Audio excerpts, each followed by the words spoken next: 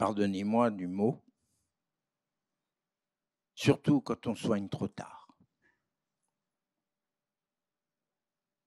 Alors, je vous avoue franchement que depuis ce matin, je ne connaissais pas bien l'oncopole. Il y avait Didier Jaff qui m'avait raconté. J'ai bien aimé le discours de Bettina. C'était assez extraordinaire, c'était sur l'éthique. Mais moi, j'avais envie de vous dire que ce que vous avez sorti là, ce document, vous l'avez vu? Récupérez-le, récupérez-le.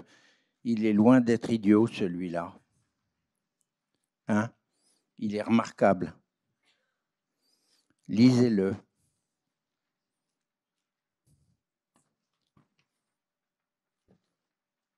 Moi, je vais vous dire que chercher sans soigner, sans défendre, c'est faillir. Soigner sans défendre et chercher, c'est trahir. Défendre sans chercher et soigner, c'est mentir. Ben ici, c'est pas vrai. Parce qu'il y a les deux, il y a les trois. Et je dois vous avouer que c'est très impressionnant de voir cet oncopole, cet hôpital. Il y a Agnès Firmin-Lebaudot, là, que m'avait demandé d'accueillir, mais une vieille amie. Mais je voulais vous dire que j'espère qu'elle sera impressionnée par la structure d'accueil. Alors, ce n'est pas que la structure d'accueil, puisque le document bleu que je vous ai montré est plus concret. Alors, pour travailler avec vous, j'ai demandé, peut-être que vous ne le savez pas, mais la charte Romain Jacob, qui est là, elle est aujourd'hui évaluée par les personnes vivant avec un handicap. Ah, j'ai oublié de vous dire, je ne parle pas de personnes en situation de handicap. Parce que quand je me casse la jambe au sport d'hiver et que je suis en situation de handicap. Mais quand je nais avec un handicap, je vis avec toute ma vie. Et vivre avec un handicap, c'est plus valorisant que d'être en situation, non? Non? Et c'est pour ça que je parlerai de personnes vivant avec un handicap. Alors, la charte Romain Jacob a pour but de travailler sur l'accès aux soins. Alors, quand on l'a fait, quand elle a été signée par le président de la République, par tous les apparatchiks qui existent dans notre pays, j'ai été voir les personnes vivant avec un handicap en leur disant « Alors, vous êtes contents? Ça y est, vous l'avez, la charte, tout ça ?» Non. Elle me dit « Ça va être un papier sur un mur, comme toutes les chartes, et personne ne va s'engager. » C'était pas complètement faux. Et j'ai eu l'idée, c'était entre Noël et Jour de l'An de 2014, de les charger en leur proposant d'évaluer cette charte. Non pas avec mes questions ou les questions des apparatchiks, mais avec les questions qu'ils avaient envie qu'on leur pose. Là, ce soir-là, Romain m'a aidé de là où il était. Et qu'est-ce que c'était que ces questions? Il y en avait 4. La première question, est-ce que j'ai accès à un soin? Est-ce que j'ai accès à un hôpital? Est-ce que j'ai un médecin traitant? Est-ce que j'ai... La deuxième question, c'est est-ce que l'on a accepté la personne que j'ai choisie pour m'accompagner pendant mon soin.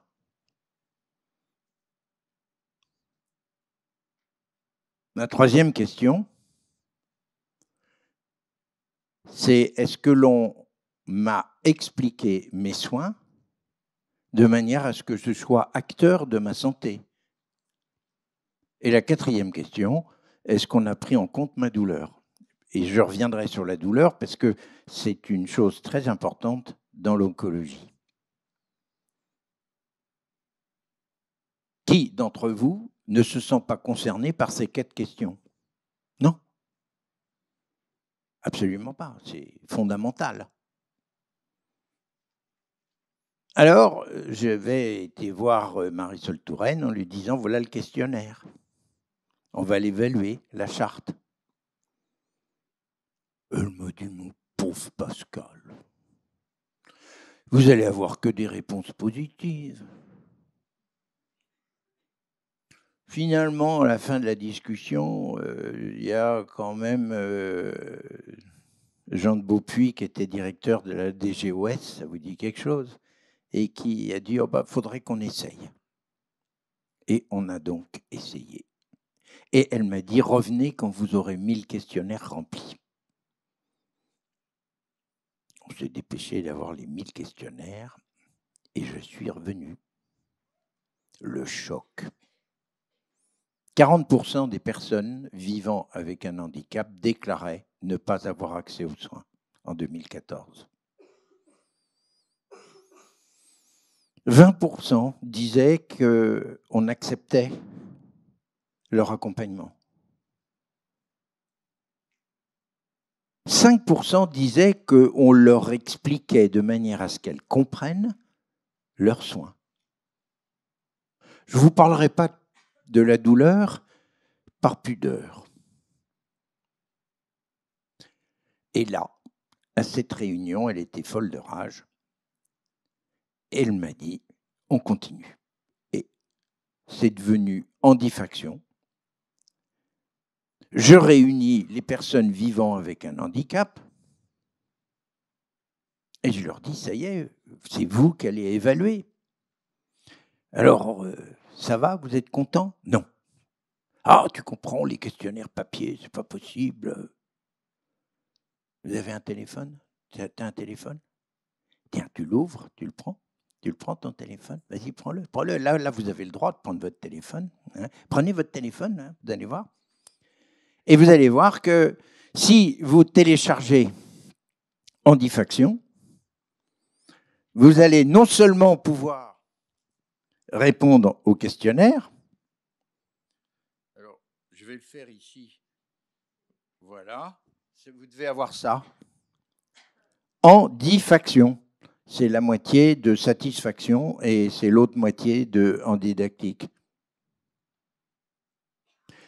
Et qu'est-ce que vous avez? À la ligne jaune, c'est répondre au questionnaire. Pas mal? Tu l'as? Bon, on a fait ça. Chers amis, eh bien, là, on est arrivé à 10 000 questionnaires parce que tout le monde s'est mis. Alors là, ça commençait à être difficile de faire mentir 10 000 personnes en même temps. Il faut beaucoup de moyens. Tu es d'accord? Bon. Je demande aux personnes vivant avec un handicap, est-ce que vous êtes contents? Non. Et pourquoi? C'est nous qui faisons le travail et c'est toi qui as les résultats et tu ne nous les donnes pas. Qu'à cela ne tienne, tous les trimestres, vous avez, je l'ai mis, les résultats dans l'application. Et quand tu regardes, le trait vert, c'est les résultats par département, par région, nationale. Voilà. C'est pas mal, non? Et je vais vous raconter le clou de l'histoire. Maintenant, l'évaluation, c'est chez Handidactique, que je préside. Et l'évaluation, elle est à la CNAM. Vous savez ce que c'est que la CNAM? La Caisse nationale d'assurance maladie.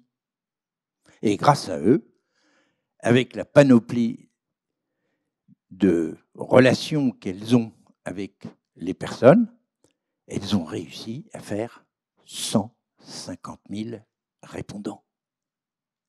C'est pas mal. Ça nous permet d'avoir, bon an ballant, entre 1000 et 2000 par département. Ça devient significatif. Et j'ai sorti un peu,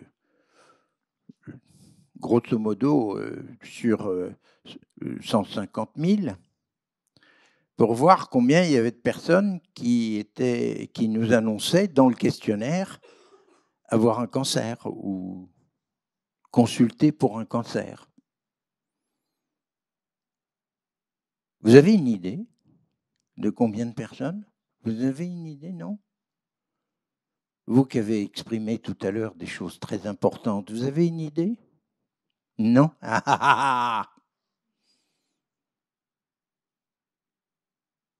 Eh bien, moi, j'ai trouvé environ 1200 personnes sur 150 000. Ça fait pas beaucoup. Mais comme la charte Romain-Jacob est aujourd'hui dans 21 pays, c'est pas mal. Il bosse, ce gamin.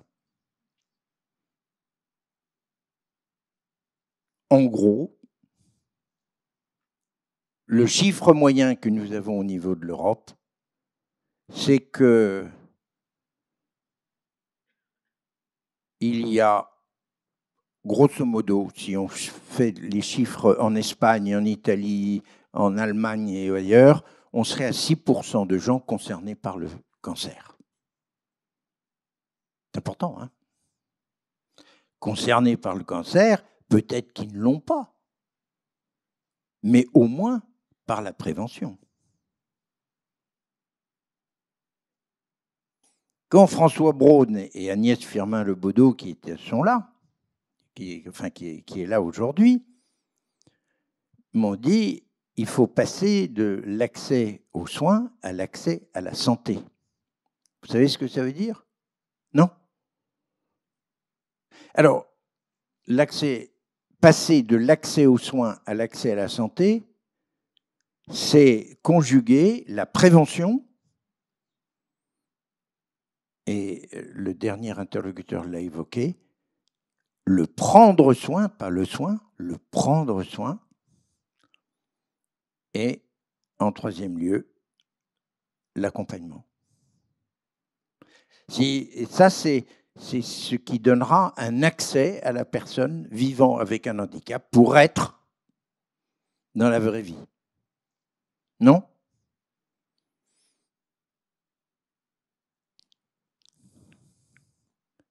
Alors, le cancer aujourd'hui,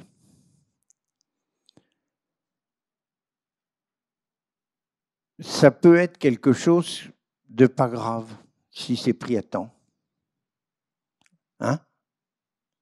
Et vous connaissez Daniel Sage? Tu le connais? Il est sympa. Hein?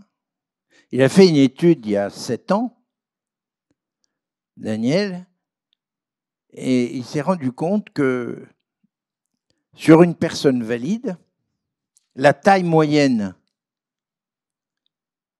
d'une tumeur découverte était de 3 mm. D'accord?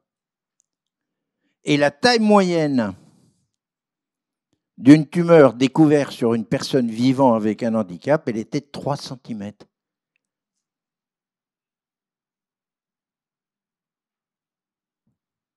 C'est con. Qu'est-ce qui se passe? Pourquoi? Qu'est-ce qu'on n'a pas fait? Qu'est-ce qui n'a pas abouti? Comment? Ah ben oui, mais enfin, si on t'envoie un document qui ne t'arrive pas, c'est catastrophique.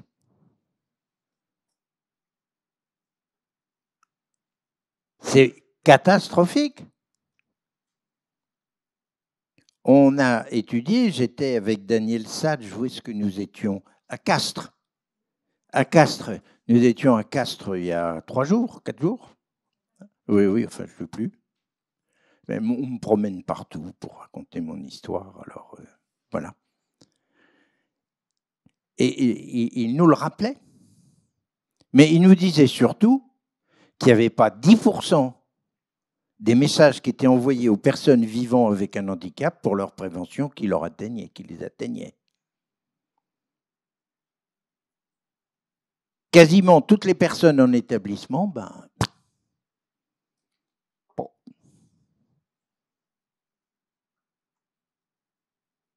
Mais donc c'est possible de faire quelque chose.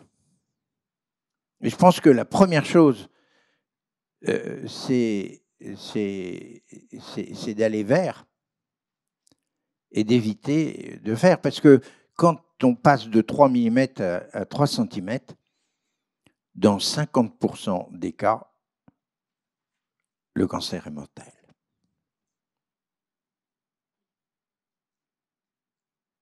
Dans 50% des cas.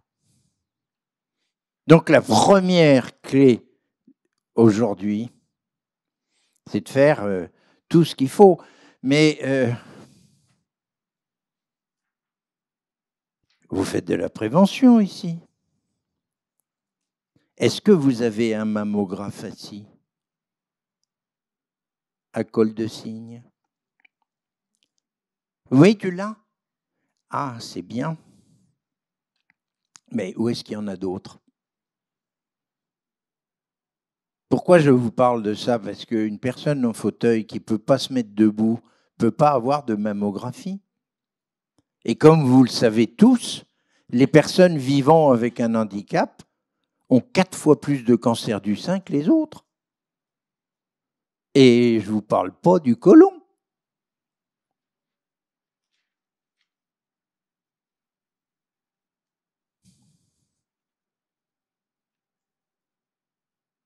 Alors, il faut que, d'abord, on ait cette notion fondamentale. Sur 150 000 personnes, on a 1200 personnes qui ont répondu et vous allez vous rendre compte qu'il y en a environ 10% qui sont refusés par les cancérologues parce qu'ils ne savent pas les prendre, parce qu'ils ne savent pas. Puis il y a un deuxième problème. Une personne vivant avec un handicap sur 2 ne sait pas bien dire comment elle a mal. Et si nos voisins de tout à l'heure, éducateurs qui a posé des questions, c'est Carole, je crois. Oui, ça va, Carole? Bon. Eh bien, une personne vivant avec un handicap ne sait pas le dire. Donc, c'est une alerte que nous avons encore en moins. Mais c'est la même chose pour une personne vivant avec une infirmité motrice cérébrale. Une personne qui a une infirmité motrice cérébrale, elle déglutit mal. Hein? Et comme elle déglutit mal, à chaque fois qu'elle mange, il y a des petits morceaux qui partent dans les poumons. Et si on fait une radiographie tous les 4 ans, on peut passer à côté de choses qui... Ça veut dire qu'aujourd'hui, 50% des personnes infirmes moteur cérébral meurent d'une maladie pulmonaire. Mais en Allemagne, en Angleterre et aujourd'hui en Espagne, on a une radiographie pulmonaire des IMC tous les ans. Eh bien oui. Il faudrait peut-être qu'on s'y mette. Mais pour le cancer, c'est la même chose, nous disent les Canadiens.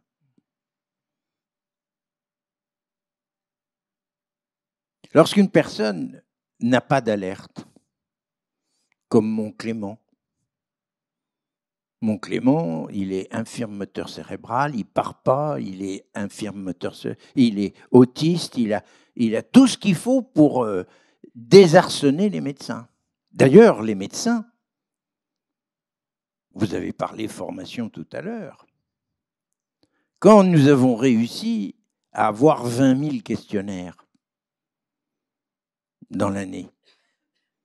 Ils sont allés voir Marisol Touraine et François Hollande, qui avaient signé la charte. Ils ont dit, il faut arrêter ça. Vous vous rendez compte, les personnes vivant avec, enfin, les handicapés, c'est comme ça qu'ils les appelaient, nous jugent. Et je dois dire que Marisol Touraine et François Hollande ont eu du courage parce qu'ils nous ont dit, on n'arrête pas. Mais ils m'ont dit à Pascal, vous allez aller parler avec eux. Alors, on avait créé 4 task force, dont une à Toulouse, avec Monique Cavaillé, je ne sais pas si vous en rappelez. Une à Paris, une dans le Grand Est, une en Normandie. Et nous avons rencontré les médecins. Alors, je leur ai montré les résultats, tout ça. J'étais un peu agressif. Hein. Le Conseil de l'Ordre était... Puis au bout de 6 mois, ils ont finalement rendu compte qu'on n'avait pas les moyens de faire mentir 20 000 personnes. Et ils étaient d'accord avec les résultats. Mais ils ont mis 3 conditions pour que ça continue. La première, vous l'avez évoqué tout à l'heure. Ils ont voulu être formés à l'handicap. Parce qu'en 1975, quand on a créé la loi de 75 et le médico-social, on a arrêté la formation à l'handicap en pensant que ça allait être une spécialité. Une connerie. Je l'ai dit à Jacques Barré, qui était chargé de cette loi, mais que c'était idiot, non? Eh bien, je suis très content parce qu'aujourd'hui, combien, Vesna, d'universités ont démarré la formation à l'handicap de médecine? 21 universités sur les 35. Il bosse, le gamin. D'accord? Ça, c'était pas mal. Et là, on a commencé à progresser. On travaille avec les IFSI, on travaille avec l'école dentaire. Et s'il y a une formation à faire, on peut venir vous sensibiliser, si vous voulez, tout doucement. La deuxième chose que m'ont demandé les médecins, c'est d'être aidés. Tu vois pourquoi? Quand tu es dans ton cabinet toute seule avec une personne en fauteuil que tu dois faire passer sur une table d'examen, si tu le fais toute seule, tu es drôlement forte. Hein. Eh bien, ça y est, on a démarré. Et maintenant, avec le FIR des ARS, il y a 8 agences qui ont démarré l'aide. Et maintenant, nous allons le faire. Et ça a commencé à démarrer avec la CNAM. Pas mal, non? Et puis, tu ne vois pas la troisième, là? Si, tu veux la voir, la troisième. Tu ne la vois pas? Si, il y a bien quelqu'un qui l'a, la troisième demande. Non? Oh, ils êtes drôles, les mecs. Hein. Non? Eh bien, vois-tu, ils voudraient bien être payés. Quand tu me fais à moi une prise de sang, ça prend 3 minutes. Et il y a 10 € qui tombent dans les scarcelles. D'accord? Et c'est assez marrant. Mais quand tu fais la prise de sang à Clément, ça dure 1h30 et c'est toujours 10 €. Alors Nicolas Revel, qui était patron de la CNAM, m'a dit, Pascal, tu vas faire le tour de l'Europe et tu vas aller voir tous les pays pour voir ceux qui ont des tarifications différenciées. Eh ben, on était les seuls avec la Pologne. Et peut-être l'Andorre, je ne suis pas allé. Alors, qu'est-ce qu'on fait aujourd'hui? Première chose, on a commencé par travailler avec les personnes vivant avec un handicap. Et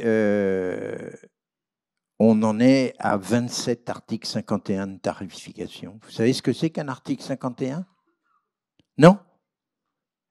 Bon, c'est très simple, c'est une expérimentation. Si l'effort qui est fait marche, eh bien, on le diffuse et on le multiplie partout. Ben, il y en a qui sont déjà même passés dans le truc. Quand une personne fait un dossier de MDPH, quand un médecin traitant fait un dossier de MDPH,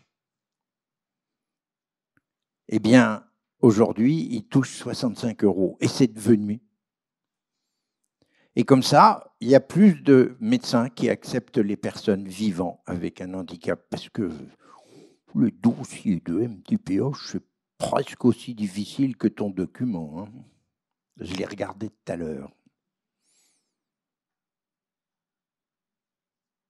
Donc, si vous voulez, aujourd'hui, la personne vivant avec un handicap, pour moi, et je suis très fier d'avoir rencontré mes 2 enfants,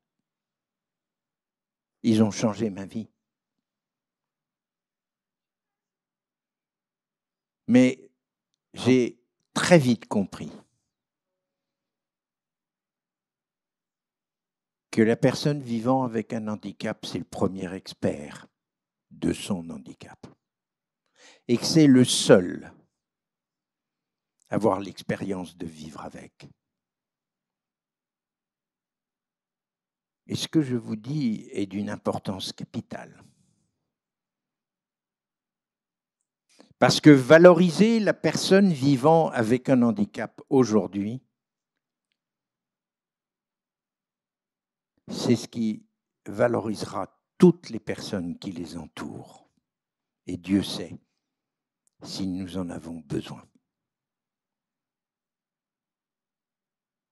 Valoriser la personne vivant avec un handicap, c'est valoriser tous les métiers, tous les savoir-faire, toute l'éthique. Je disais tout à l'heure à l'autre conférencière que pour moi, l'éthique,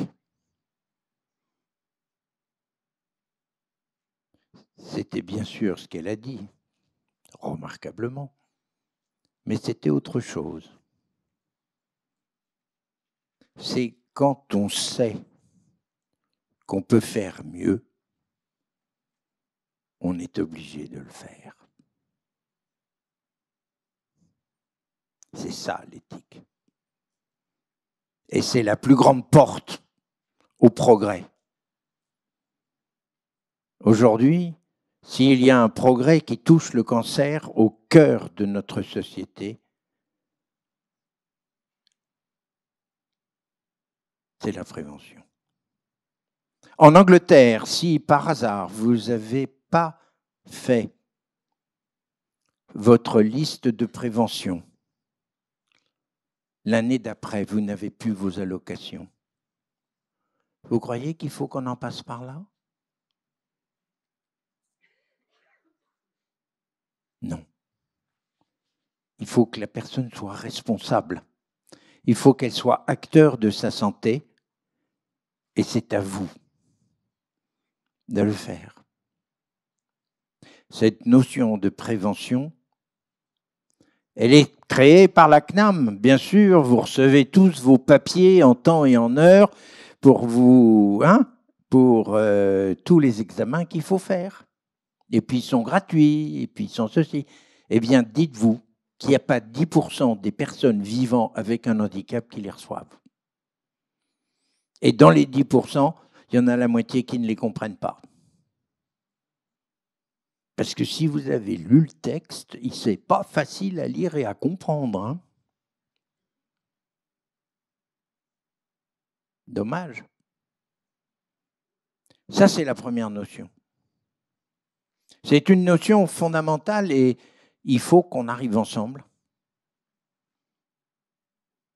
à travailler là-dessus et à imposer.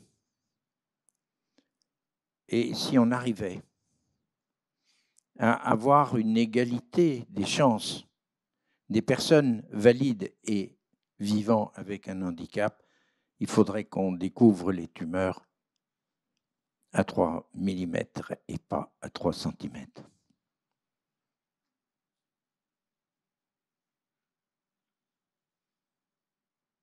La deuxième chose qui m'a énormément étonné, c'est que le cancer, ça marche avec ça.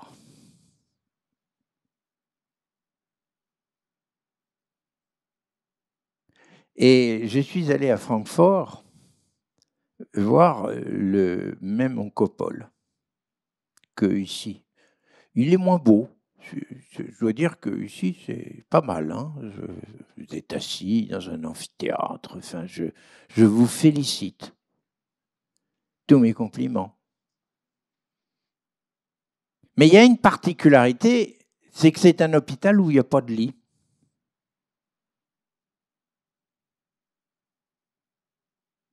Et pourquoi?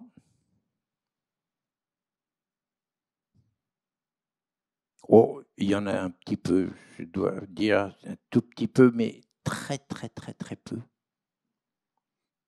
Parce que l'Allemagne a pris le parti, pour les maladies cancéreuses, de faire en sorte que les personnes continuent de travailler. Pas complètement, mais ne soient pas assujetties à ne penser qu'à leur cancer. Et ce qui se passe aujourd'hui, c'est que en Allemagne, à Francfort, il y a 40% de plus de réussite dans cet hôpital qu'ailleurs. Parce que les gens continuent à vivre même avec un cancer. La vie, la vraie vie, c'est exactement, le cancer, c'est comme un handicap. Ça pourrait être considéré comme un handicap. C'est une maladie dégénérative, c'est tout ce qu'on voudra. Est-ce que c'est une raison de quitter la vraie vie? Ça ne doit pas l'être. Et je vous invite à regarder comment on pourrait essayer d'inventer. Alors maintenant, je sais qu'on fait beaucoup de soins de cancer à domicile. Mais j'ai vu chez Volkswagen qu'on pouvait faire sa chimio chez Volkswagen, quand on travaille chez Volkswagen. C'est pas mal, non?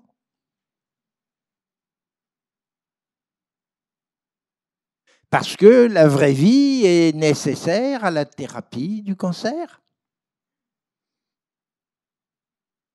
Tout comme nous en avons besoin. J'ai vu d'autres endroits. Mais conjuguer aujourd'hui la prévention, le prendre soin et l'accompagnement, c'est fondamental. La première chose, c'est la prévention. Vous savez ce que c'est que la prévention? Non, vous avez une idée. C'est le continuum du soin. Quand le matin, je me brosse les dents, je me soigne. D'accord? C'est de la prévention.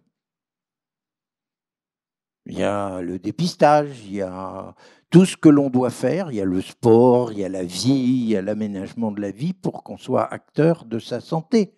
Vous êtes d'accord là-dessus? Eh bien, cette notion, il faut qu'elle soit installée pour les personnes vivant avec un handicap avec la même rigueur que pour tout le monde. La deuxième chose, c'est le prendre soin. Et là, vous avez eu ce matin les phrases de Lévinas et de Ricoeur. Le prendre soin, c'est quoi?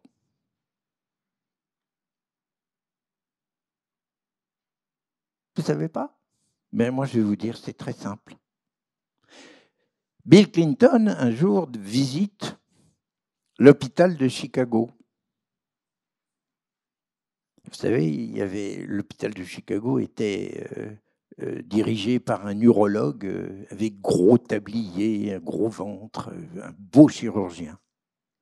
Et il marchait dans le couloir, et il y avait une porte ouverte à droite, et le chirurgien dit à Bill Clinton, avait un mec dans un lit, et le chirurgien dit à Bill Clinton, « Voyez, cette personne, je l'ai guérie. »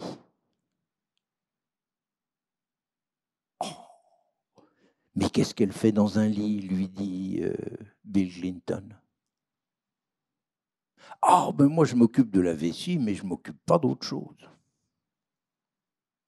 Le prendre soin, c'est ce que vous faites avec vos enfants. Vous ne prenez pas soin de vos enfants pour un endroit, c'est pour le global de sa santé. Non, c'est ce qui vous permet d'être dans la vraie vie.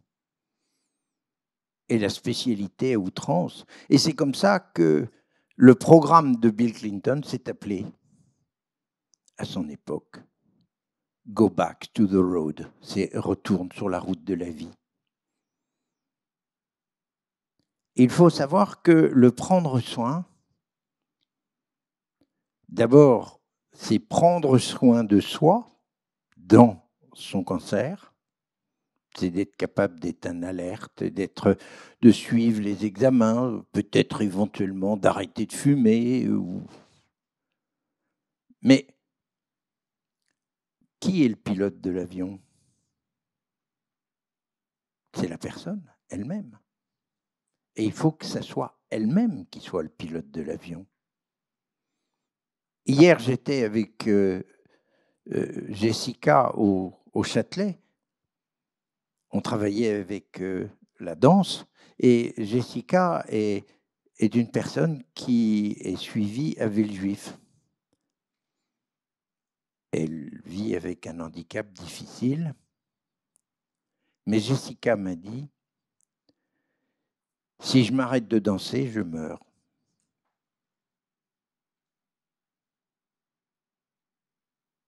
Eh bien, elle tient le coup et elle va réussir, probablement parce qu'elle aura eu de très bons soins oncologiques, y compris la chirurgie qui a été faite. Mais ces 2 cancers du sein sont maintenant maîtrisés parce qu'elle a eu autre chose à faire. Son prendre soin, c'est sa capacité à se dire que la responsabilité de la santé, ce n'est pas que la médecine. Et c'est l'affaire de tous. C'est l'affaire aussi de l'accompagnement pour la personne vivant avec un handicap. Une personne vivant avec un handicap sans accompagnement, c'est le pire des choses qui puissent exister. On l'a évoqué tout à l'heure avec l'orateur d'avant. Il n'y a pas de possibilité de faire du soin sans accompagnement. Tout à l'heure, je vous ai dit qu'il fallait chercher, qu'il fallait soigner et qu'il fallait défendre. L'accompagnement, c'est défendre. C'est d'être là au bon moment pour une réponse à la personne. Et je vous avoue très très franchement que avec la charte Romain Jacob et son évaluation aujourd'hui,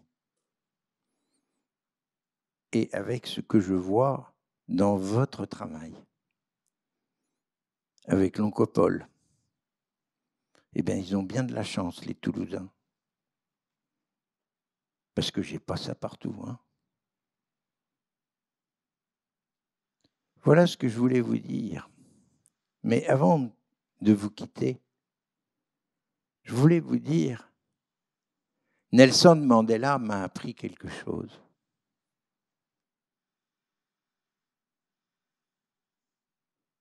Nelson Mandela nous a dit « La souffrance humaine vient de 3 choses essentielles. La première, c'est la discrimination. C'est de ne pas être reconnu comme un citoyen à part entière. La deuxième, c'est l'injustice.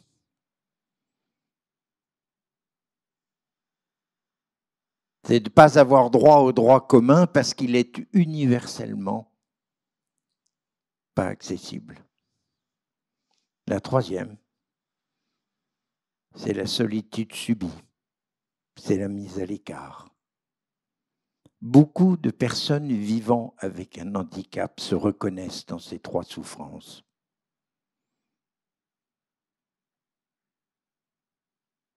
Et je crois qu'en Occitanie, qu'à Toulouse, je vois que ça sera moins vrai, grâce à vous, demain. Merci.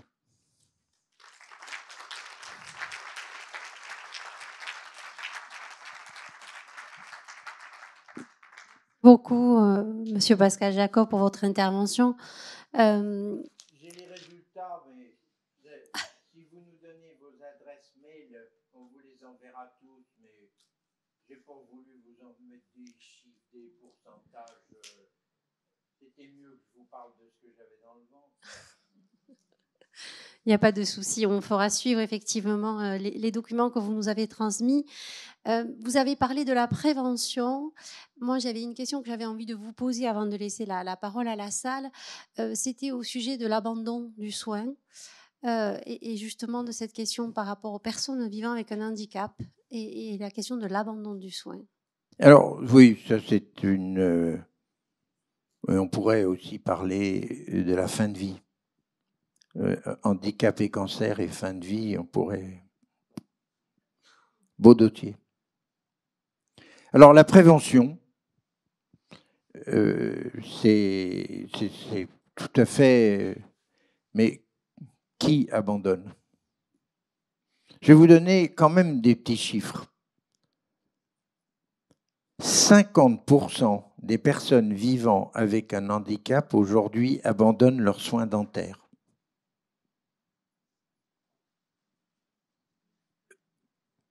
16% des valides. C'est pas très juste, non? D'accord? Et pourquoi on abandonne? Pourquoi on abandonne? Vous n'avez pas une idée? Très sincèrement. Eh bien, moi, je vais vous dire, vous n'êtes pas au courant, mais quand j'ai vu Nicolas Revel et les gens de Purpan, il y a 24% des rendez-vous qui sont faits à l'hôpital où les gens ne viennent pas. 24%. Et pourquoi ils ne viennent pas? On leur a demandé dans mes 100 000 personnes, là, 150 000 personnes, vous regarderez ça. Vous les avez dans tous les résultats, tu peux les trouver. Première raison, je n'ai pas trouvé d'accompagnant. Tiens, c'est important ça. Deuxième raison, je n'ai pas trouvé de transport. Alors, je n'ai pas trouvé d'accompagnement, c'est 50% des gens qui ne viennent pas. Je n'ai pas trouvé de transport, c'est 30%. Et puis le reste, c'est j'ai pas assez d'argent. Il y a un problème, non? Alors aujourd'hui, simplement pour cet abandon des soins. Et puis, il y a aussi un abandon des soins parce qu'on est refusé. Je vous rappelle que nous n'avions jamais vécu ça avant le Covid. C'est la première fois que 5% des personnes vivant avec un handicap sont refusées dans un service d'urgence d'hôpital. C'est la première fois. On n'a jamais vu ces chiffres-là.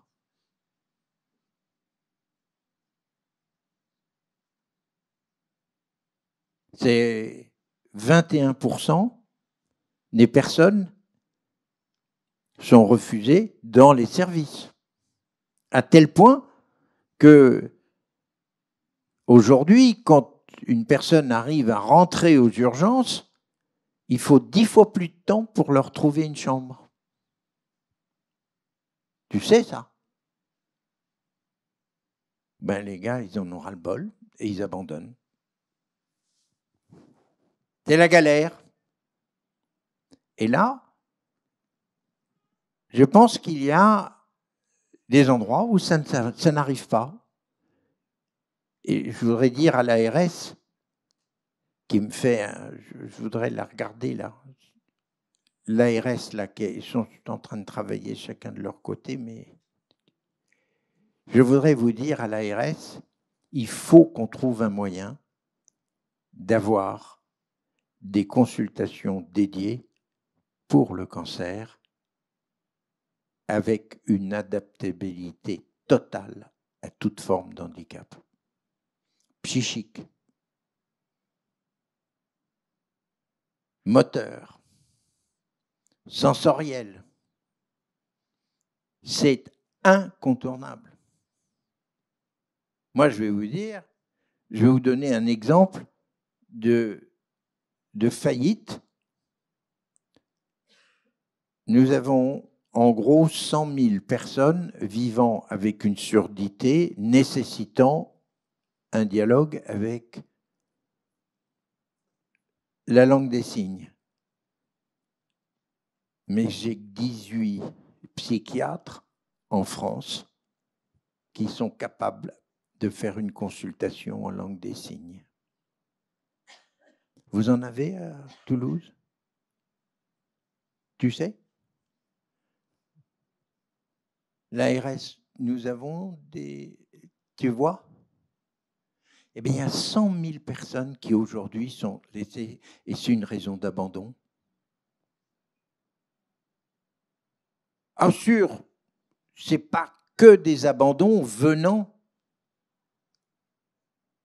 de l'extérieur. Il y a aussi beaucoup d'abandons qui sont liés aux personnes elles-mêmes. Et très souvent, c'est parce qu'on ne leur a pas expliqué leurs soins, parce qu'on ne les a pas rendus dynamiques dans leur approche. Est-ce que j'ai répondu à ta question? Tout à fait. Une autre question. Je ne serai pas avec vous cet après-midi parce que nous avons une autre réunion, mais en tout cas, une chose serait bien si vous aviez les résultats. Je serais heureux. Vous avez donné votre adresse mail pour qu'on vous les envoie. Là, vous l'avez écrit là-bas. Donnez-les et si vous ne les trouvez pas, vous pouvez... Alors, explique, Vesna, comment on fait pour avoir accès à tous les résultats de tout le monde. Il faut aller sur Handifaction. Vous allez sur le site Handifaction et vous cliquez par département, par région, nationale, et vous pouvez avoir vos résultats. Regardez sur votre application ceux qui l'ont fait, et vous allez voir, c'est très très beau. Mais moi, je vais vous demander quelque chose. Est-ce que je peux vous demander un service? Vous voulez bien? Au nom de Romain, faites en sorte qu'il y ait des affiches pour que les gens répondent au questionnaire. J'en ai pas vu une seule ici. C'est dommage, non? Ça fait 10 ans. Et d'ailleurs, en 2024, ça va être les 10 ans de la charte Romain-Jacob. On va faire une teuf. Je te dis pas. J'espère que vous serez là, hein? Il y a une question dans le fond. Ouais. Oui. Bonjour, je m'appelle Fabienne Ragingir, je suis patiente partenaire ressources au COPS, le Centre opérationnel du partenariat en santé en Occitanie, qui est un dispositif qui permet de penser ensemble pour agir ensemble, personnes concernées par une vulnérabilité en santé, handicap visible ou invisible, et les professionnels de la santé avec un grand S comme société. Donc, c'est la première fois que je vous vois. Merci beaucoup pour votre intervention, votre bon sens, votre pragmatisme, votre humilité. Enfin, on est complètement en phase. J'ai beaucoup apprécié le sens donné par la démarche autour de la charte Romain-Jacob avec la co-construction, la co-évaluation. Et j'avais une question autour du projet Handifaction. Donc, bravo. Déjà, on va le diffuser. Qui permet déjà d'identifier et de communiquer autour du sujet. Et je me demandais si pour aller plus loin, il pouvait être envisagé, ou peut-être que c'était déjà fait, je ne sais pas, un recueil des bonnes idées, des bonnes pratiques faites par les personnes qui répondent au baromètre et qui sont concernées. Et puis, si c'est fait ou quand ça sera fait, une fois qu'on les a recueillis, comment les mettre en œuvre ? Tout à l'heure, il y a l'idée qui a été évoquée de faire participer des personnes dans tous les comités techniques ou autres. Allez, je vous laisse répondre. Merci. Ah, super, bonne question. Alors, nous avons des centaines de progrès. Et je peux vous dire que 50% des progrès nous viennent des personnes elles-mêmes. Ce sont les équipes mobiles d'accompagnement à Lyon. On a passé de 21% de refus par les services à 4%. C'est pas mal, non? Mais c'est eux qui ont eu l'idée. Alors, on avait mis des équipes mobiles d'accompagnement, on avait mis des bénévoles et des professionnels. Alors, les professionnels sont arrivés, je vais vous expliquer comment il faut faire. Et après, c'était les parents qui étaient très motivés en tant que personnes qui ont appris aux professionnels. Je n'ai pas de dessin à vous faire. C'est là où c'est fabuleux. Tout ce que tu fais sans les personnes pour lesquelles tu agis, quel est ton prénom ? Fabienne. Eh bien, Fabienne, tout ce que tu fais sans les personnes pour lesquelles tu agis, tu as 100% de chance de te planter. Deuxième 50%, on peut dire que les progrès, c'est du bench. Et comme la charte, elle est dans 21 pays, on a la chance d'aller voir ce qui se passe. Et c'est comme ça qu'est né HandiBloc. Vous connaissez HandiBloc ? Non, vous ne connaissez pas HandiBloc ? Oh là là, on ne fait pas assez de pub. Alors, vous connaissez ce que c'est qu'un bloc opératoire. C'est un chirurgien qui appelle un anesthésiste pour endormir un mec, il l'opère et c'est fini. HandiBloc, c'est pas ça. HandiBloc, c'est un anesthésiste qui rencontre un médecin traitant concernant une personne et qui voit tout ce qu'il faut faire possible sous une anesthésie. Et c'est marrant. Et il l'organise. Et l'anesthésiste invite les personnes à venir opérer dans la même anesthésie, les personnes. C'est-à-dire que moi, quand je vais avec Clément, dans un HandiBloc, on me fait 6,5 opérations en moyenne. J'y vais qu'une fois, qu'une seule anesthésie. Enfin, je ne te fais pas de dessin, qu'un seul réveil, qu'un seul ceci. On lui fait les dents, la coloscopie, la prévention. Ça, vous pouvez le faire. Ça nous vient de Suède et ça a été pris par Sylviane Pedonnier-Robert à Brest. Et si vous en avez besoin, je vous l'envoie. Elle va vous expliquer. Elle va vous expliquer HandiBloc.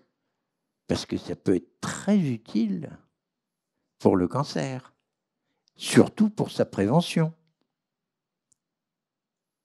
La coloscopie, tout ce qui est nécessaire d'être fait aujourd'hui sous anesthésie, et il y en a beaucoup. Un autre truc qui est venu d'un hôpital d'enfants, qui était Lamballe, à Nice, vous connaissez ? HandiAccess, vous connaissez ? Non ? Non. HandiAccess, c'est la même chose qu'HandiBloc, mais sans anesthésie. C'est un hôpital de jour où à 9h, tu as ton neuro, À 10 heures, tu as ton diététicien. À 11 heures, tu vois ton orthopédiste. Toute la journée. Et tu ne viens qu'une seule fois. Et c'est réglé. Comme ça, tu as le temps d'aller travailler. Et ses parents aussi. Tu vois ce que je veux dire? Mais on a des progrès absolument fabuleux. Mais aujourd'hui, une équipe du Morbihan a créé la fiche accueil des personnes vivant avec un handicap dans les urgences. Ça, c'est venu, c'est eux qui l'ont fait. Alors, ils ont été rencontrer les médecins et ils leur ont dit qu'est-ce qu'il vous faut comme information, et ils ont fait eux-mêmes leur fiche et ça marche très bien.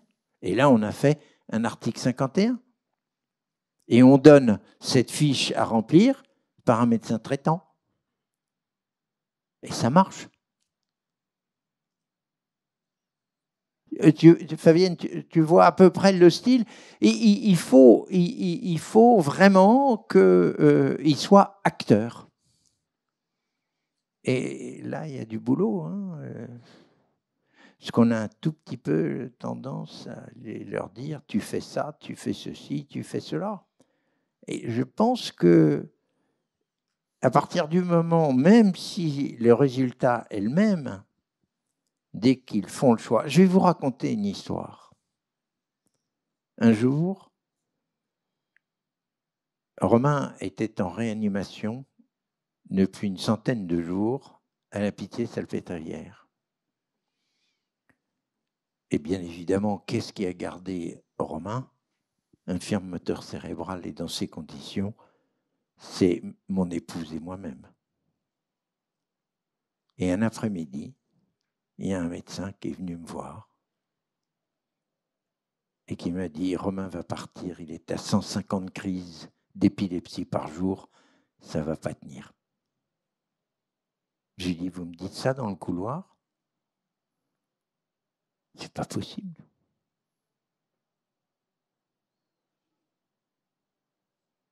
Il me dit, je lui dis « Vous n'avez pas une solution? Il n'y a pas quelque chose à tenter ?» Et il me dit peut-être que si, et il faudrait lui faire une callosotomie. Vous savez ce que c'est qu'une callosotomie? C'est ouvrir la calotte crânienne, séparer les deux lobes et enlever le corps calleux qui est à l'intérieur entre les deux lobes du cerveau pour éviter que les crises d'épilepsie se généralisent.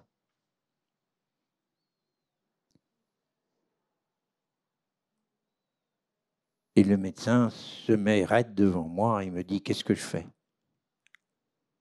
Je lui ai dit « On va aller voir Romain. »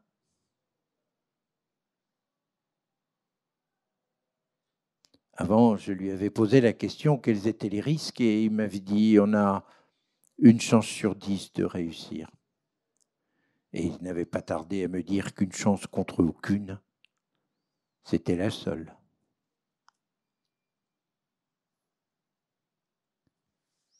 Et je lui dis « On va voir Romain. » Et il se tourne les talons et il me dit « Romain, ne parle pas. » Et il s'en va. Et là, je dois vous avouer, je ne savais plus quoi dire à son frère, sa sœur, sa mère.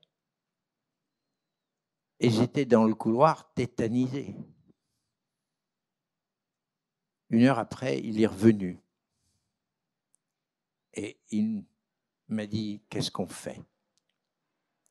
Et je lui ai dit, on va voir Romain. Et là, j'ai appris à ce médecin à parler à Romain. Quand Romain fermait la main, c'était pour dire non. Quand c'était l'ouvrir, c'était pour dire oui. J'ai appris au médecin à poser des questions binaires avec les explications des mots mort, opération, souffrance. Et j'ai mis les mains de ce médecin dans les mains de Romain. Et au fur et à mesure, je me suis éloigné du lit parce qu'il s'occupait plus de moi que de lui. Jusqu'au moment où le médecin, lui posant toutes ces questions, a demandé à Romain qu'est-ce qu'il voulait. Et le médecin me dit, il a choisi d'être opéré, il n'en peut plus. Cette opération a réussi parce que c'est lui qui l'a choisi. Et elle a réussi. C'est ce que je voulais. Toute personne vivant avec un handicap et qui plus est porteur d'un cancer doit choisir son destin. Et vous serez les meilleurs pour l'accompagner, pour prendre soin de lui. Et avant ça, d'être capable de tenir une vraie prévention. Est-ce que je t'ai répondu, Fabienne?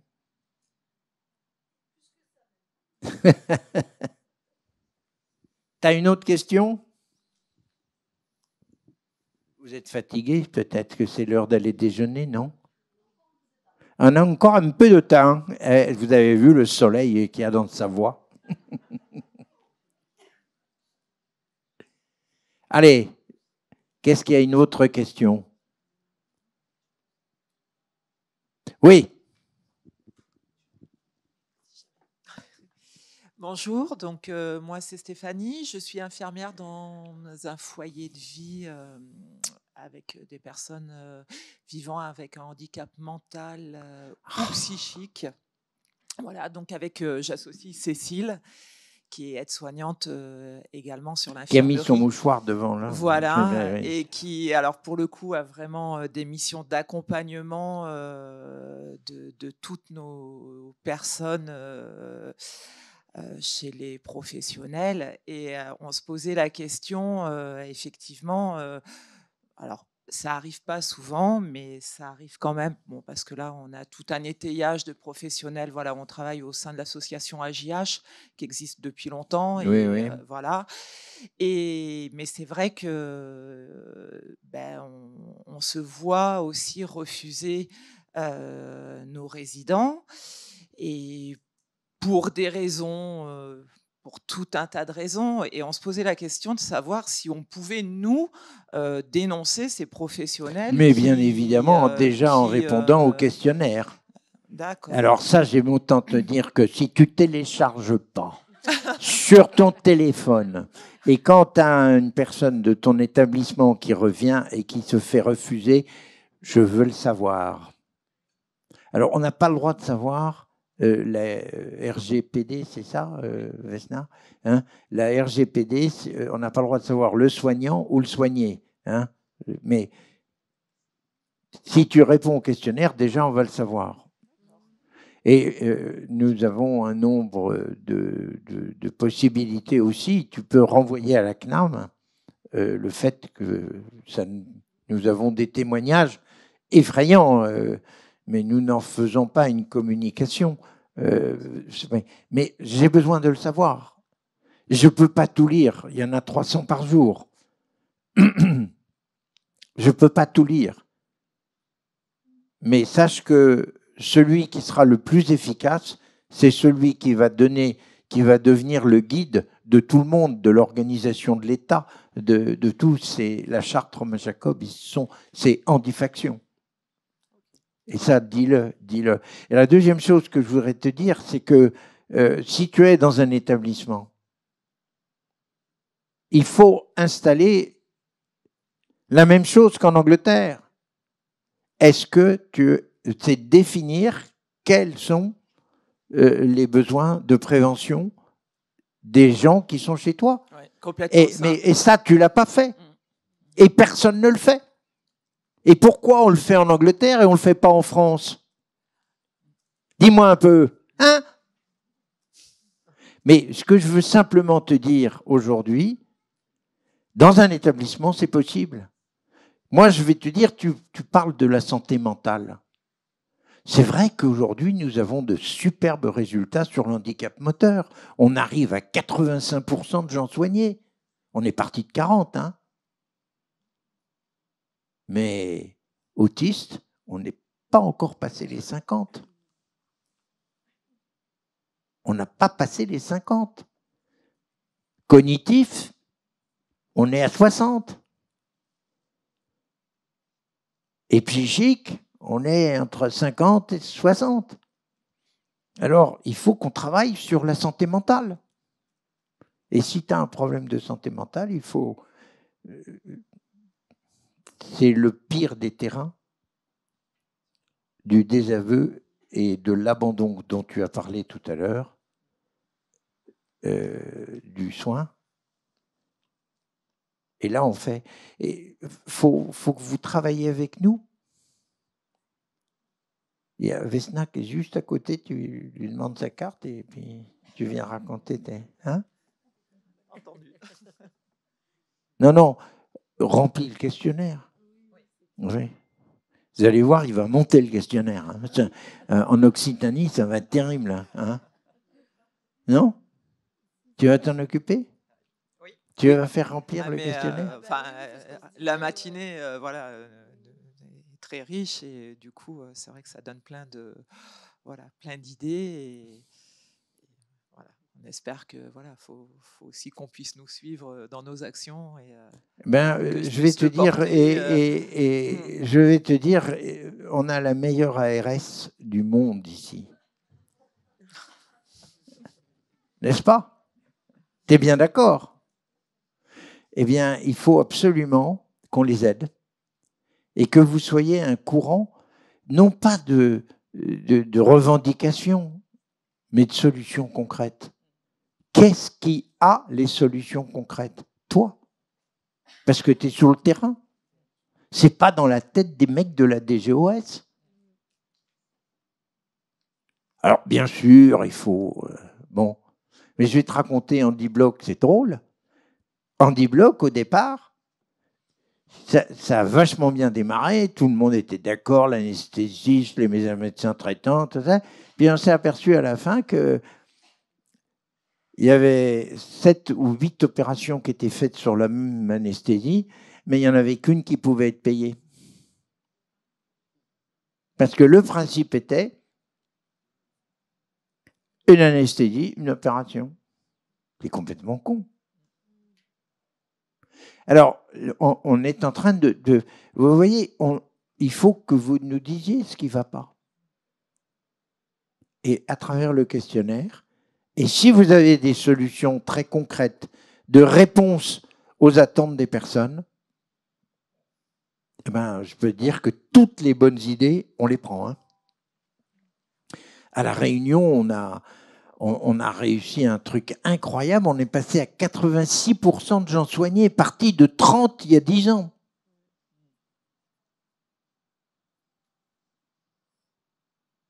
Alors, moi, j'ai fait un truc, je vais vous donner l'idée de le faire. Vous prenez les articles de la charte, c'est facile, vous la téléchargez, hein, et tu sais ce que tu fais? Tu prends chaque article et tu dis, ben voilà ce que je fais, et voilà ce que j'ai envie de faire. D'accord? Et on récupère tout ton travail par article. Et le dernier article, c'est évaluer. Donc, toi, tu sais que je vais répondre au questionnaire. D'accord? Et puis, nous, on travaille avec les ARS et on regarde ce qui est. Et ça, c'est très constructif. Vous avez une créativité quand vous dites voilà ce que vous faites et voilà ce que vous voulez faire. La charte Romain-Jacob, elle a été écrite par et pour. Par les personnes et pour les personnes. Une autre question, si on a le temps. Oui, tout à fait.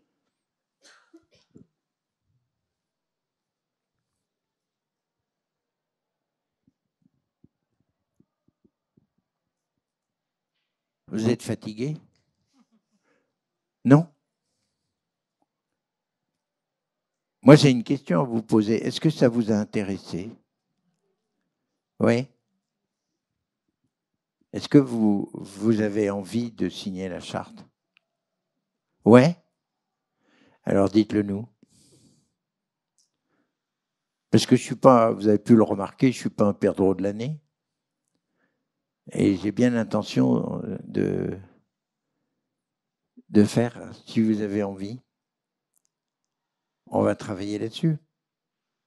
D'accord? Et à chaque fois qu'on signe la charte dans un hôpital, on divise par 2 les refus. À chaque fois. Pourquoi? Parce qu'ils viennent voir le vieux monsieur que je suis, avec toute l'histoire de Romain et Clément, que je leur raconte.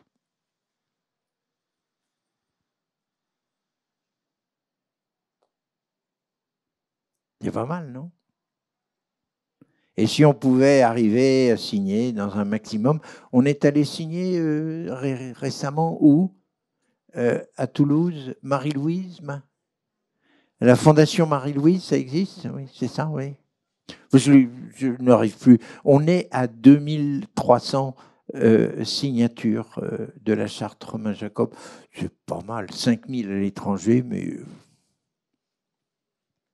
c'est bien, non? Mais il y en a encore 3 fois ça à faire. Et moi, j'ai très envie d'être sur le terrain et de travailler avec vous. Alors, on a créé des comités départementaux. Il y a un comité national qui est chapeauté par Thomas Fatome, que tout le monde connaît, et moi-même. Mais il y a des comités départementaux qui s'installent et je suis très, très content que l'Occitanie, bravo, nous allons bientôt en avoir un à la fin du mois de décembre à Lourdes. Ça y est, c'est ouvert avec Madame Luc Cotrouchier et puis nous allons avoir un à Montpellier, c'est ça? À Montpellier, et puis nous allons être aussi dans la Lozère. Oui, enfin, vous êtes des bons là. Vous allez bientôt arriver à faire que, tu sais que en Bourgogne-Franche-Comté, au mois de mars, tous les départements ont un comité.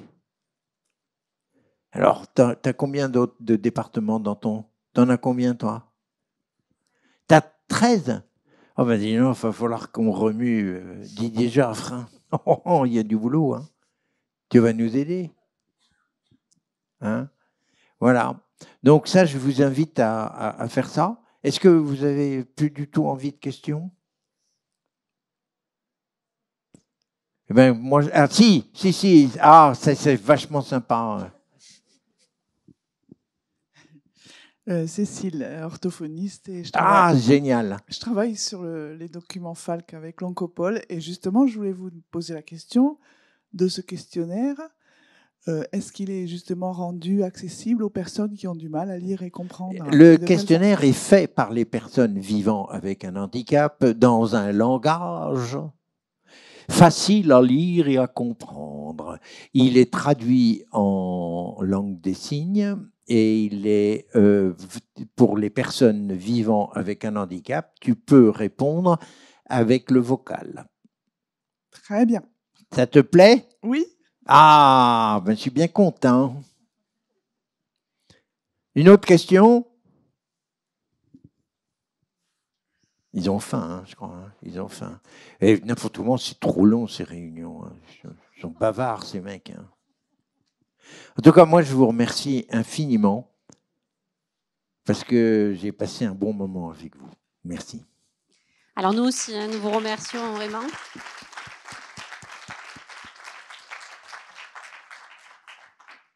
vraiment beaucoup pour votre intervention et pour toutes les pistes que l'on va continuer à poursuivre, hein, parce que autant sur le secteur médico-social, où on œuvre et on essaie d'accompagner nos personnes tant sur la prévention que sur la prise en charge en collaboration avec tous les partenaires des territoires, parce que c'est vrai que c'est souvent à plusieurs qu'on arrive à répondre au mieux et à ajuster la réponse.